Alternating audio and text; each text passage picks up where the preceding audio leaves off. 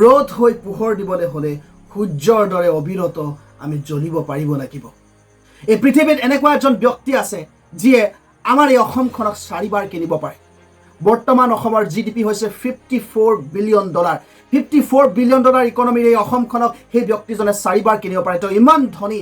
তেওঁৰ ব্যক্তিগত সম্পত্তিৰ কথা শুনিলে আমি যদি ভাৰতীয় মুদ্ৰাত তেখেতৰ ধনৰ পৰিমাণ কৈ দিওঁ তেনেহ'লে আপোনালোকে হতবাক হৈ পৰিব, আপোনালোকৰ চকু থৰ হৈ পৰিব, হৃদস্পন্দন ৰখি যাব।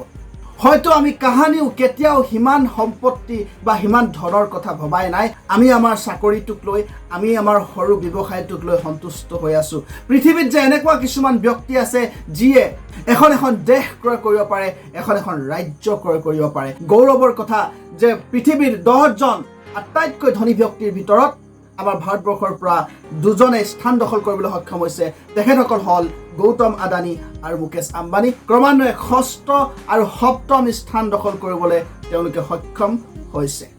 আমি যিজন ব্যক্তিৰ কথা ইয়াত উল্লেখ কৰিছোঁ তেখেত হৈছে ইলন মাস্ক। আপোনালোকে হয়তো নিশ্চয় শুনিছে, বাতৰিত শুনিছে, বিভিন্ন মাধ্যমত হয়তো ইলন মাস্কৰ কথা আপোনালোকে শুনিছে। এজন অদ্ভুত ব্যক্তি যাক প্ৰশংসা কৰিবলৈ আমাৰ শব্দৰ অভাৱ, আমাৰ ভাষা নাই। এনেকুৱা এজন জেনিয়াছ এণ্টাৰপ্ৰেনিয়ৰ বা বিজনেছমেন, এনেকুৱা এজন ইনভেণ্টৰ যাৰ সৈতে তুলনা সততে বিচাৰি পোৱা নাযায়। কেইবছৰমানৰ আগতে ধনী ব্যক্তিৰ তালিকাত তেওঁৰ নামটো 14-15 নম্বৰত আছিল আৰু ইমান কম হোৱাৰ ভিতৰতে আজি তেওঁ পৃথিৱীৰ আটাইতকৈ ধনী ব্যক্তিলৈ পৰিণত হ'ল। জেফ বেজছক অতিক্ৰম কৰি তেওঁ পৃথিৱীৰ আটাইতকৈ ধনী ব্যক্তি হোৱাৰ খিতাপ অৰ্জন কৰিলে আৰু তেখেতৰ বৰ্তমান নেটৱৰ্থ হৈছে প্ৰায় $200 বিলিয়ন। ইণ্ডিয়ান কাৰেঞ্চিত যদি ইয়াক আমি কনভাৰ্ট কৰি দিওঁ প্ৰায় 15 লাখ কোটি টকা হ'ব। আমিতো 15 লাখ গোটাবৰ কাৰণে চিন্তা কৰোঁ। 15 লাখ থাকিলে আমি বহুত ধনী বুলি ভাবোঁ। ভাবি চাওক, 15 লাখ কোটি টকাৰ মালিক হৈছে ইলন মাস্ক, যিয়ে অসমখন 4বাৰ ক্ৰয় কৰিব পাৰিব আৰু এনেকুৱা বহুত দেশ আছে পৃথিৱীত যি তেওঁ ক্ৰয় কৰিব পাৰিব। আজি এই ভিডিঅ'টোত এনেকুৱা এক পথ উন্মোচন কৰিম যি পথেৰে সঠিকভাৱে খোজকাঢ়ি আপোনালোকে এই ইলন মাস্কৰ উচ্চতাকো অতিক্ৰম কৰিব পাৰিব। আপুনি তেওঁতকৈ অধিক ধনী হ'বলৈ পাৰিব। আপুনিও বিশ্বৰ আটাইতকৈ ধনী ব্যক্তিৰ তালিকাত শীৰ্ষতম স্থান দখল কৰিবলৈ সক্ষম হ'ব। এবছৰ, 2 বছৰ, 3 বছৰ, 5 বছৰ, 10 বছৰ, 20 বছৰ লাগিব পাৰে, কিন্তু এই পথেৰে আপুনি তেখেতক অতিক্ৰম কৰাটো সম্ভৱ। ভিডিঅ'টো স্কিপ নকৰাকৈ আপোনালোকে কমপ্লিটলি চাব। এই ভিডিঅ'টোৰ যোগেদি আপোনালোকে এনেকুৱা এক পথ আজি লাভ কৰিব যি পথেৰে আপুনি গৈ উচ্চতাৰ পৰা উচ্চতা স্পৰ্শ কৰিব পাৰিব। নমস্কাৰ, মোৰ নাম মানৱজ্যোতি গগৈ। স্বাগতম জনাইছোঁ আপোনালোকৰ জীৱন, জীৱিকা আৰু সাফল্যৰ বাবে উৎকৃষ্টতম প্লেটফৰ্ম দ্য পাৰ্চনেল ইকনমিলৈ। কেনেকৈ এজন মানুহ এখন দেশৰ GDPৰ সমান ধনী হ'ব পাৰে, তেওঁ কি কৰি টকা উপাৰ্জন কৰে, তেওঁ ক'ৰ পৰা উপাৰ্জন কৰে, আমাৰ জানিবলৈ নিশ্চয় মন যায়। বিশাল পৰিসৰত যদি আমি কওঁ, উত্তৰ এটাই, বিজনেছ। এই বিজনেছৰ যোগেদি ইলন মাস্কে পৃথিৱীৰ আটাইতকৈ ধনী ব্যক্তি হ'ব পাৰিলে, কিন্তু সকলো ধৰণৰ বিজনেছৰ যোগেদি এনেকুৱা উচ্চতা স্পৰ্শ কৰিব নোৱাৰি।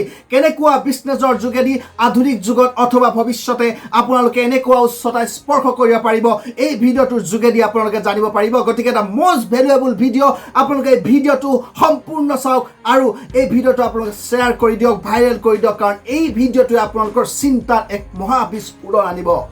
তেওঁ স্পেচ এক্স আৰু টেছলা আৰু অন্যান্য বহুতো কোম্পানীৰ মালিক। টেছলা য'ত ইলেক্ট্ৰিক কাৰ নিৰ্মাণ কৰা হয়, স্পেচ এক্স য'ত কমাৰ্চিয়েল ৰকেট, তেওঁ ব্যক্তিগতভাৱে কমাৰ্চিয়েল ৰকেট য'ত মহাকাশলৈ যাব পাৰি তেনেকুৱা ৰকেট নিৰ্মাণ কৰা হয়। আৰু বহুতো এনেকুৱা প্ৰজেক্টত তেওঁ কাম কৰিছে, হাইপাৰ লুপৰ পৰা আৰম্ভ কৰি ছ'লাৰ চিটিৰ পৰা আৰম্ভ কৰি এনেকুৱা বহুত ফিউচাৰিষ্টিক প্ৰজেক্টত তেওঁ কাম কৰিছে, বহুতো কোম্পানীত তেওঁ কাম কৰিছে। আৰু তেখেত এজন খুব ইণ্টেলিজেণ্ট ইনভেষ্টৰ, এজন বিনিয়োগকাৰী, এজন বিজনেছমেন, য'ৰ পৰা তেওঁ আজি ইমান পৰ্যায় পাবলৈ সক্ষম হৈছে। তেওঁ সম্পূৰ্ণ জীৱন কাহিনী আমি অন্য এটা ভিডিঅ'ত আপোনালোকৰ আগত উন্মোচন কৰিম। তেওঁৰ বিষয়ে সকলোখিনি কথা জানিম, তেওঁৰ জীৱনক আমি স্কেন কৰিম। আজি আমি এই ভিডিঅ'ত আপোনালোকক এটা পথ দিম যি পথে আপোনালোকক তেনেকুৱা ধনী ধনী ব্যক্তিসকলক অতিক্ৰম কৰিবলৈ সহায় কৰিব। আৰু সেই পথটো হৈছে কম্পিউটাৰ প্ৰগ্ৰেমিং। আপোনালোক সকলোৱে জানে যে আজিকালি কম্পিউটাৰ নহ'লে নচলে, সকলোবিলাক কাম কম্পিউটাৰ হয়। আধুনিক যুগৰ সৰ্বশ্ৰেষ্ঠ এটা উদ্ভাৱনৰ ভিতৰত কম্পিউটাৰো অন্যতম কম্পিউটাৰ যোগেদি আজিকালি আমি সকলোবিলাক কাম কৰোঁ কম্পিউটাৰ আমাৰ জীৱনটো কি কৰি দিছে সহজ আৰু সৰল কৰি দিয়াত যথেষ্টখিনি অৰিহণা যোগাইছে ভৱিষ্যতে কম্পিউটাৰ ব্যাপক ব্যৱহাৰ হ'ব মোবাইল ফোনৰ ব্যাপক ব্যৱহাৰ হ'ব অৰ্থাৎ টেকনলজিৰ ব্যাপক ব্যৱহাৰ হ'ব কিন্তু এই কম্পিউটাৰে আমাৰ এই অসমীয়া ইংলিছ ফৰাচী ৰাছিয়ান এইবিলাক লেংগুৱেজ বুজি নাপায় কম্পিউটাৰে যি ভাষা বুজি পায় সেইটো কোৱা হয় কম্পিউটাৰ লেংগুৱেজ বা প্ৰগ্ৰেমিং লেংগুৱেজ আৰু সেই প্ৰগ্ৰেমিং লেংগুৱেজ যদি আমি জানো কম্পিউটাৰ লগত যদি আমি কথা পাতিব জানো তেনেহ'লে আমি কম্পিউটাৰ যোগেদি নানান প্ৰডাক্ট এণ্ড ছাৰ্ভিচ নিৰ্মাণ কৰিব পাৰোঁ যিবিলাক প্ৰডাক্ট এণ্ড ছাৰ্ভিচ মানুহৰ জীৱনৰ কাৰণে উপকাৰী মানুহৰ জীৱনেই পৰিৱৰ্তন কৰি দিব পাৰে আজি আপুনি amazon.com-ৰ পৰা বিভিন্ন সামগ্ৰী ক্ৰয় কৰিছে ফ্লিপকাৰ্টৰ পৰা ক্ৰয় কৰিছে ইউটিউবত আজি আপোনালোকে ভিডিঅ' চাইছে হোৱাটছএপত আপোনালোকে আজি সেট কৰিছে ইনষ্টাগ্ৰামত আপোনালোকে এণ্টাৰটেইনমেণ্ট কৰিছে আপোনালোকে বিভিন্ন ৱেবছাইটৰ যোগেদি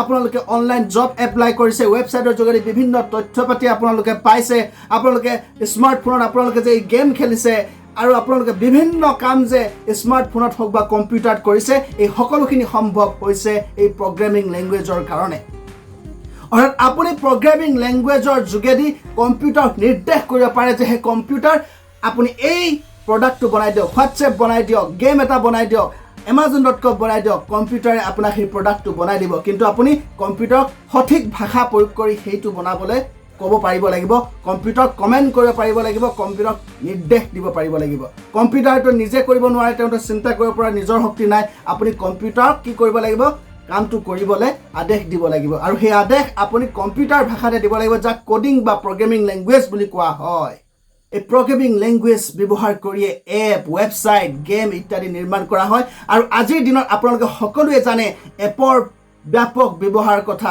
গেমৰ ব্যাপক ব্যৱহাৰ কথা ৱেবছাইটৰ ব্যাপক ব্যৱহাৰ কথা আপোনালোক সকলোৱে জানে ইয়াত অধিক বুজাই কোৱাৰ কোনো প্ৰয়োজন নাই কিছুদিনৰ আগতে জেফ বেজোছ পৃথিৱীৰ আটাইতকৈ ধনী ব্যক্তি আছিলে কেনেকৈ তেওঁ amazon.com নামৰ এপ আৰু ৱেবছাইট বনায় আৰু সেই এপ আৰু ৱেবছাইট কেনেকৈ বনালে প্ৰগ্ৰেমিঙৰ দ্বাৰা কোডিং কৰি তেওঁ সেই ৱেবছাইটৰ এপ বনালে আৰু তেওঁ পৃথিৱীৰ আটাইতকৈ ধনী ব্যক্তিৰ পৰিণত হ'ল প্ৰগ্ৰেমিং লেংগুৱেজ ব্যৱহাৰ কৰি হোৱাটছএপ বনালে যি হোৱাটছএপ $19 বিলিয়ন ফেচবুকত বিক্ৰী হ'ল আৰু সেই টকাৰে যিয়ে নিৰ্মাণ কৰিছিলে হোৱাটছএপ তেওঁ বিলিয়নাৰ হ'ল আৰু তেওঁ সেই হোৱাটছএপ নিৰ্মাণ কৰিছিলে কোডিং কৰি তেখেতৰ ইনষ্টাগ্ৰাম হওক বিভিন্ন ৱেবছাইট ভাল ভাল ৱেবছাইট দামী দামী ৱেবছাইট গেমবিলাক আপুনি পাবজি খেলিছে গোটেইবিলাক কোডিং ব্যৱহাৰ কৰিয়ে নিৰ্মাণ কৰা হয় আৰু সেই কোডিং যদি আপুনি শিকি লয় আপোনাৰ ভাগ্য পৰিৱৰ্তন নহবনে যদি আপুনি কোডিং ভালদৰে শিকি লয় কোডিং শিকি যদি আপুনি মহাৰথী হয় কোডিং আৰু যিকোনো যদি আপুনি প্ৰডাক্ট বনাব পাৰে এপেই হওক বা গেমেই হওক অথবা ৱেবছাইটেই হওক আপুনি আপোনাৰ ভাগ্য পৰিৱৰ্তন কৰিব নোৱাৰিবনে যিদৰে যেন কমে হোৱাটছএপ নিৰ্মাণ কৰি বিলিয়নাৰ হ'ল এমাজন নিৰ্মাণ কৰি যিদৰে জেফ বেজোছ বিলিয়নাৰ হ'ল কেভিন সিষ্ট্ৰমে ইনষ্টাগ্ৰাম নিৰ্মাণ কৰি যিদৰে বিলিয়নাৰ হ'ল আপুনিও যদি তেনেকুৱা প্ৰডাক্ট ৱৰ্ল্ড ক্লাছ প্ৰডাক্ট যদি আপুনি কোডিঙৰ যোগেদি নিৰ্মাণ কৰিব পাৰে futuristic product খুব ইনোভেটিভ প্ৰডাক্ট যি মানুহৰ জীৱন সলাই দিয়ে মানুহক মানে বিভিন্ন প্ৰকাৰে সহায় কৰে তেনেকুৱা যদি আপুনি এপ গেম অথবা ৱেবছাইট নিৰ্মাণ কৰিব পাৰে তেনে আপোনাৰ ভাগ্য কেতিয়া পৰিৱৰ্তন হ'ব আপুনি নিজেই ক'ব নোৱাৰিব আপুনি নিৰ্মাণ কৰা এপটো যদি গেমটো যদি পপুলাৰ হৈ যায় ভাইৰেল হৈ যায় কোটি কোটি মানুহে যদি আপুনি বনোৱা গেমটো খেলিবলৈ আৰম্ভ কৰে আপুনি নিশ্চিত হৈ পৰিব যে আপুনি যিকোনো মুহূৰ্তত বিলিয়নাৰ হৈ যাব পাৰে আপুনি নিৰ্মাণ কৰা এপটো যদি কোটি কোটি মানুহে ইনষ্টল কৰে আপুনি বিলিয়নাৰ হোৱাটো নিশ্চিত আৰু কিমান বিলিয়ন আপুনি উপাৰ্জন কৰিব পাৰিব তাৰ পৰা এতিয়া আমি নকওঁ মাত্ৰ এইটো আমি ক'ব পাৰোঁ যে আপুনি ইলন মাস্কৰ উচ্চতাকো অতিক্ৰম কৰিব পাৰিব এটা আপোনাৰ মনত প্ৰশ্ন হ'ব পাৰে কেনেকৈ আমি এই প্ৰগ্ৰেমিং লেংগুৱেজ কম্পিউটাৰ ভাষা আমি কেনেকৈ শিকিম কেনেকৈ আমি কোডিং শিকিম কোডিং শিকিবৰ কাৰণে প্ৰসেস আছে আমি শিকিব লাগিব অধ্যয়ন কৰিব লাগিব পঢ়িব লাগিব এই বিষয়ে আমি অন্য এটা ভিডিঅত আলোচনা কৰিম আপোনালোকে C++, HTML, Java, Python, Ruby এইবিলাক আধুনিক যিবিলাক প্ৰগ্ৰেমিং লেংগুৱেজ আছে বহুত আছে প্ৰগ্ৰেমিং লেংগুৱেজ আপুনি ভালদৰে আয়ত্ত কৰি আপুনি যদি ভালদৰে এটা প্ৰেক্টিছ কৰি ভাল ভাল প্ৰডাক্ট নিৰ্মাণ কৰিব পাৰে আপুনি নিজাকৈ এপ নিৰ্মাণ কৰি বিলিয়নাৰটো হ'ব পাৰি যদি আপুনি সেইখিনি ৰিস্ক ল'বলৈ মন নাই আপুনি বিভিন্ন কোম্পানীত এপ্লাই কৰি আপুনি ভাল পোষ্টত চাকৰি পাব পাৰে গুগল মাইক্ৰ'ছফ্ট এমাজন যিকোনো কোম্পানীত আপুনি এপ্লাই কৰিব পাৰে জব পাব পাৰে আপুনি জবৰ পৰাও লাখ লাখ টকা মন্থলি চেলাৰী হিচাপে